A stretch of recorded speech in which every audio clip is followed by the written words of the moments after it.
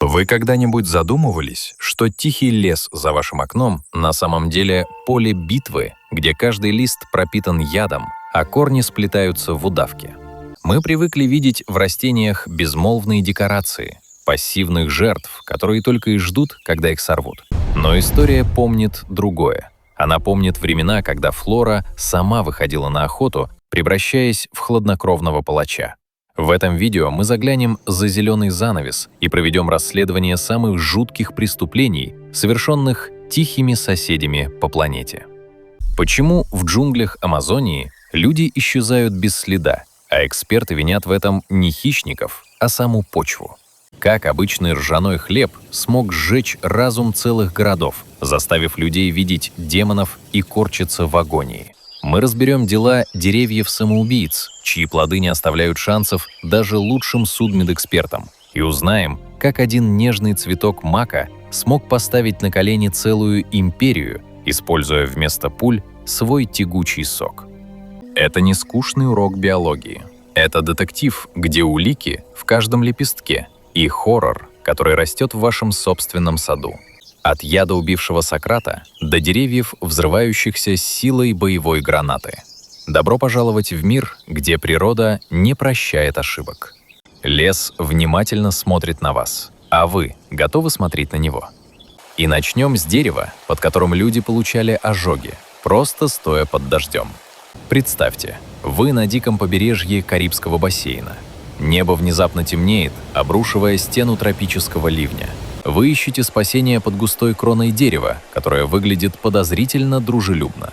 Его листья блестят, а воздух наполняется странным, сладковатым ароматом. Вы чувствуете себя в безопасности, но это иллюзия.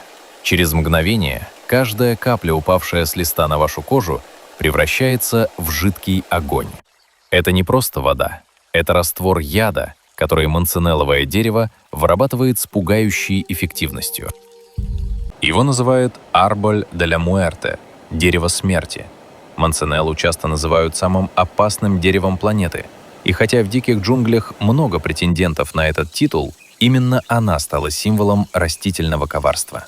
Но его истинная природа до сих пор заставляет ученых задаваться вопросом, зачем эволюции понадобилось создавать такую концентрированную ненависть? Плоды манцинеллы называют «яблоками смерти».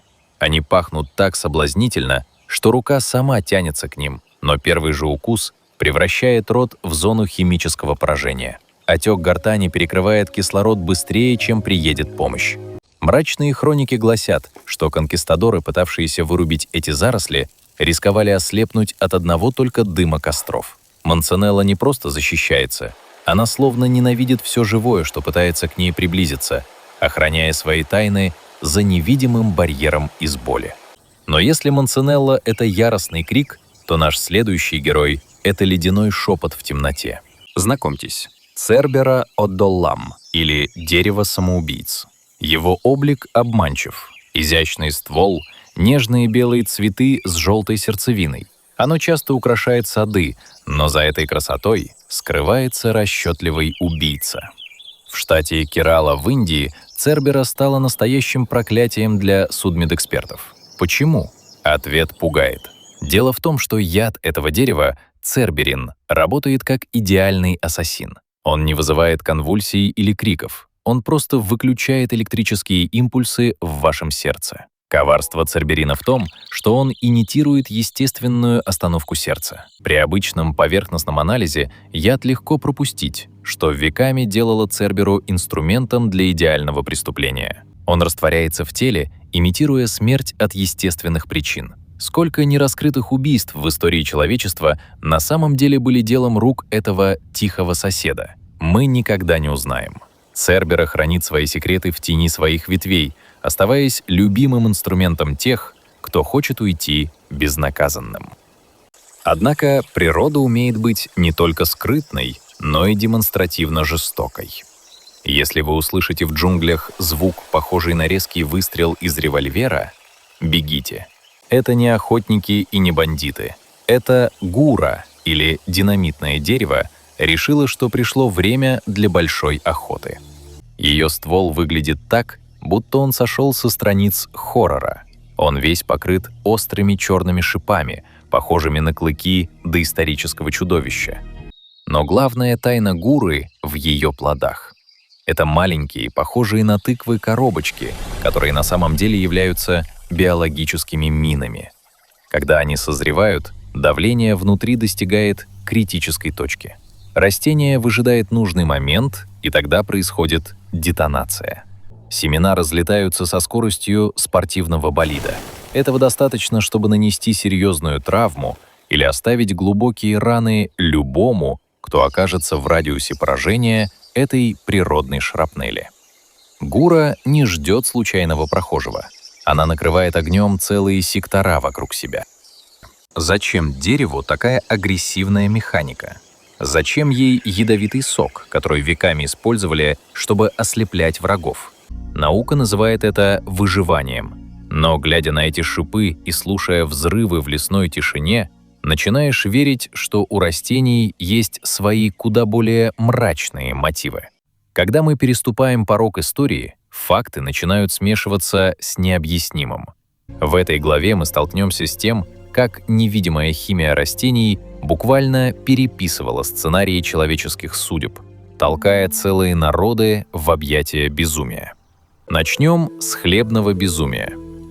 Представьте средневековую Европу. Тихая деревня, раннее утро, запах свежего ржаного хлеба. Но спустя час улицы превращаются в филиал ада. Люди начинают биться в конвульсиях, кричать о невидимых демонах, пожирающих их заживо, и танцевать до изнеможения, пока их конечности чернеют и отмирают. Долгое время это называли Антониевым огнем и считали карой Господней. Но истинный виновник прятался прямо в колосьях ржи. Спорынья — крошечный черный рожок, грибок-паразит, содержащий алкалоиды, родственные ЛСД. Химическая диверсия природы была настолько масштабной, что современные историки всерьез рассматривают версию, знаменитая охота на ведьм в Салеме в 1692 году не была делом рук дьявола. Сегодня у ученых есть пугающе убедительная гипотеза. Охота на ведьм в Салеме могла быть не массовой истерией, а результатом масштабного отравления хлебным грибком. Симптомы одержимых до странности точно совпадают с эффектами спорыньи. Растение создало галлюцинацию, которая стоила жизни десяткам невинных людей. Мы до сих пор не знаем, сколько бесовских одержимостей в истории были всего лишь результатом неудачного урожая. Но если спорынья — это хаос, то сильфий — это самая дорогая утерянная тайна античности. Представьте растение, которое было настолько ценным, что его хранили в государственной казне рядом с золотом, а его изображения чеканили на монетах. Сильфий был чудо-лекарством древнего мира. Приправа, парфюм и средство контроля рождаемости. Он рос только на узкой полосе земли в Киренайке, и все попытки императоров культивировать его в других местах провалились. Это растение обладало уникальной химией, которую мы никогда не сможем изучить. Сильфий просто исчез. По легенде, последний стебель был найден в I веке нашей эры и отправлен в подарок императору Мирону, который немедленно его съел. С тех пор ботаники всего мира ищут хотя бы один живой росток в горах Ливии, но находят лишь тишину. Исчезновение сильфия — это первый в истории случай, когда человеческая жадность столкнулась с гордостью растения. Оно предпочло вымереть, чем позволить себя приручить. Эта тайна навсегда осталась в прошлом, оставив нам лишь изображение на тусклых античных монетах. Иногда война растений с человечеством перестает быть массовой и превращается в нечто пугающе личное. В этой главе мы разберем два дела, где флора выбрала своими мишенями великих людей. Первое дело переносит нас в глухие леса Индианы начала XIX века. Представьте себе ужас поселенцев. Люди начинают умирать один за другим от таинственной молочной болезни. Симптомы пугающие. Внезапная слабость, рвота, запах ацетона изо рта и неизбежная кома. Смерть приходила в дома внезапно, забирая целые семьи. Одной из жертв в 1818 году стала Нэнси Хэнкс, мать человека, который позже изменит Америку. Авраама Линкольна. Десятилетиями никто не понимал, откуда приходит этот яд. Врачи грешили на плохую воду или злых духов. Истина оказалась куда коварнее. Виновником был белый змеиный корень. Это растение — настоящий тактик. Оно абсолютно ядовито, но вот в чем подвох. Коровы съедают его на пастбищах и продолжают жить. Яд триметол накапливается в их организме и переходит в молоко. Сами животные выглядят здоровыми, но чашка их молока превращается в смертельный приговор для человека. Растение использовало живой транспорт, чтобы доставить яд прямо на стол поселенцев. Только спустя годы, благодаря знаниям индейцев племени Шони, тайна была раскрыта. Но если в Америке это была трагическая случайность, то в Древней Греции флора официально работала на правосудие. Здесь мы сталкиваемся с делом болиголова пятнистого. Это растение стало государственным палачом, а его самой знаменитой жертвой — великий философ Сократ. Болиголов не убивает в конвульсиях. Его почерк — ледяное спокойствие. Сократ, осужденный на смерть, выпил чашу с настоем этого растения, и свидетели описали процесс с пугающей точностью. Яд болиголова — канеин, работает как восходящий паралич. Он начинает с пальцев ног, постепенно поднимаясь выше. Тело каменеет, становится холодным, но разум при этом остается кристально чистым до последней секунды. Это была казнь через замораживание заживо. Сократ диктовал свои последние мысли, чувствуя, как смерть медленно подбирается к сердцу. Болиголов — это символ того, как человек превратил природную защиту растения в холодный инструмент политики. Смерть, которая пахнет луговыми травами, что может быть более зловещим? Иногда, чтобы сокрушить великую державу, достаточно одного нежного, трепещущего на ветру цветка. В этой главе мы столкнемся с самой масштабной диверсией в истории человечества, где главным оружием стал опийный мак. Представьте себе Китай середины XIX века, мощную империю, которая веками диктовала свои условия миру. Британская империя отчаянно нуждалась в китайском чае, но платить за него приходилось серебром. И тогда Лондон нашел ботанический эквивалент золота. Британия превратила мак в мощнейшее экономическое оружие. Это был первый случай в истории, когда судьбу Великой империи решил не порох, а массовая зависимость от сока одного цветка. Это была война торговцев смертью в лепестках. Сок мака хлынул в Китай как невидимый вирус. Растение сделало то, что не удавалось ни одной армии. Оно лишило воли миллионы людей. Целая нация погрузилась в сладковатый дурман, выменивая будущее своей страны на мгновение забвения. Когда император попытался сопротивляться, Британия ответила пушками, но истинным победителем был мак. Это мрачный урок того, как человек, научившись извлекать тайную химию растения, превращает ее в рычаг, способный перевернуть мир. Опиумный мак — это символ того, как ботаника может стать роковой силой в большой игре, где на кону стоят границы государств и жизни поколений. Когда мы заходим в дебри Амазонии, наука начинает говорить шепотом. Существуют места, где природа словно выставила табличку «Вход запрещен», и долина Джавари — одно из них. Это черная дыра на карте Бразилии, где люди исчезают настолько часто, что это стало легендой. Следователи годами разводят руками.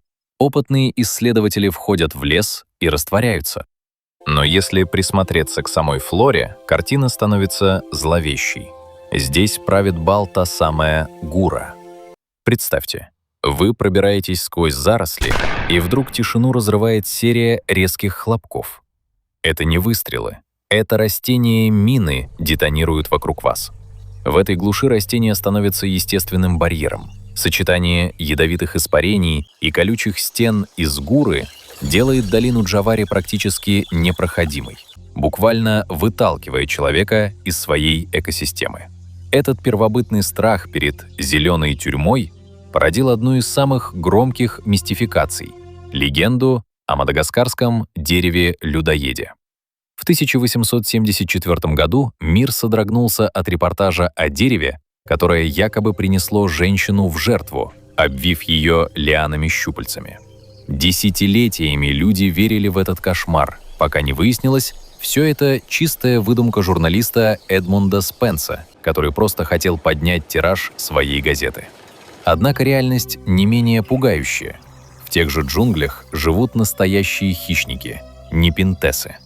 Их ловушки-кувшины могут достигать таких размеров, что в них легко помещается птица или мелкий зверек. Попав в этот скользкий резервуар, жертва медленно растворяется в кислотном коктейле ферментов. Легенда о дереве-людоеде была ложью, но она родилась из пугающей правды. В зонах смерти природа сама решает, кто станет следующим звеном в ее пищевой цепочке.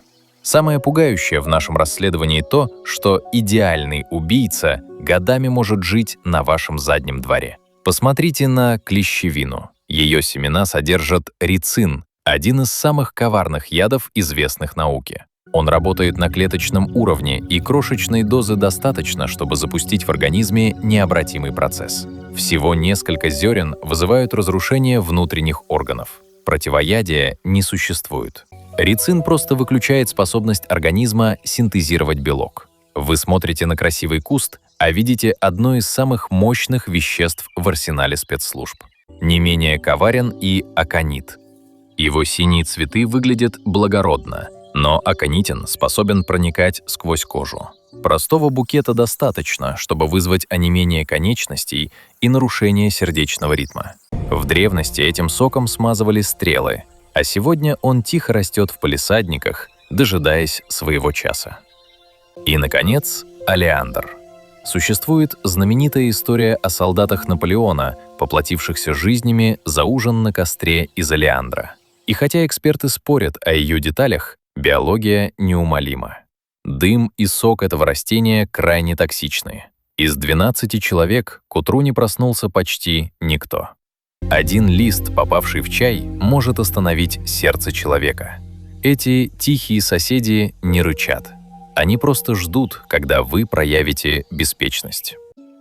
Ваша клумба — это не декор, это химическая лаборатория, где за каждым лепестком может скрываться смертельный приговор.